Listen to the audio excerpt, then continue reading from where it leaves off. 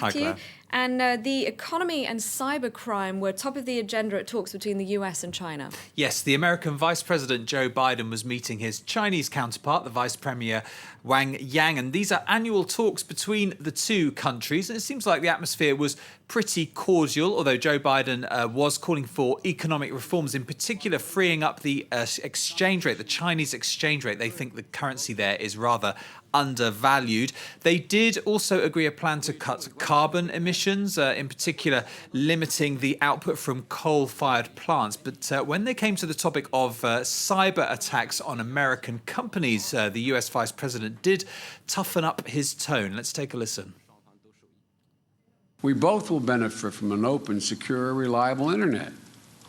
Outright cyber-enabling theft that U.S. companies are experiencing now must be viewed as out of bounds and needs to stop. Staying with China, you're going to take us through the markets. Yes, let's take a look at what's happening on the Chinese markets, having some pretty healthy gains this Thursday, up over 3.5%. All the markets doing well. Investors there encouraged by further confirmation from the head of the American Central Bank that low interest rates are here for some time to come. Now, back here in Europe, the Portuguese president is calling for parties to avoid a second bailout. Yes, he wants to avoid that. Portugal, of course, has already had a 78 billion euro bailout. And meanwhile, lots of Portuguese voting with their feet and moving, particularly to France. We saw back in the 60s and 70s, we saw some pictures there. More than 700,000 Portuguese moved here to France to get away from the Salazar dictatorship, and now many more are doing the same. Siobhan Silk has this report. Rafael has a wife and young daughter in Portugal, but when the company he worked for back home relocated, he had little choice but to move to France. I had to make the decision very quickly. One day, my boss told me that I could either move to France or be made redundant. When you're unemployed in Portugal, you're entitled to very little. Eusebio Rodriguez's family was among the first wave of Portuguese immigrants in France in the 60s and 70s. The builder now employs new arrivals, but says that unlike his family, few have come with the intention of staying long-term. They're here to ride out the economic crisis. The way things are going, I think it'll last a while. But they're here temporarily. There may be one or two who'll stay, but most will go back. That's because for many, moving to France has meant huge sacrifices. After a year of unemployment at home, Maria Antonia was forced to leave her 6 children.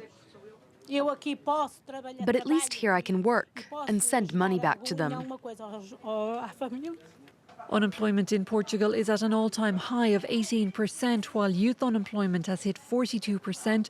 University graduates aren't spared. With little confidence that there's an end in sight, up to 150,000 people are leaving the country every year. Siobhan Silk reporting there. Well, let's get some more of the day's business news now. And commuters face a difficult day in Brazil, where a nationwide strike is planned this Thursday. Unions, they're calling for an improvement to public services and better working conditions. That action following the series of often violent protests last month. Personal computer sales have dropped again. Latest figures show a fall of 11% over the last 3 months. 76 million PCs were shipped in the April to June period. PC sales are suffering as the popularity of tablets increases. And the Italian carmaker Fiat has threatened to move production of its Alfa Romeo cars out of Italy. The company is calling for a change in labour laws. It says that current regulations are hampering its ability to compete with luxury car brands like Germany's BMW.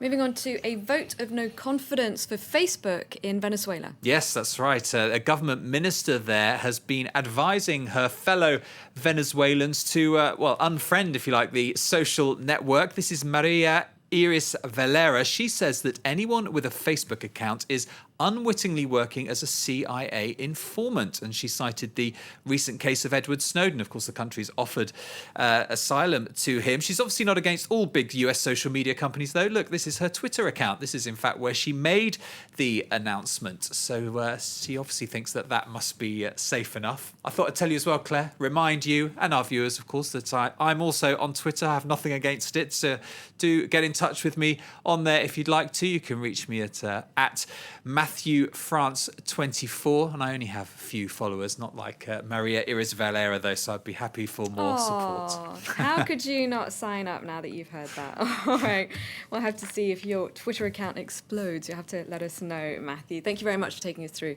the business news. It's time now here on Live from Paris for web news, starting with female detainees on hunger strike in a Damascus prison. According to reports from Syrian human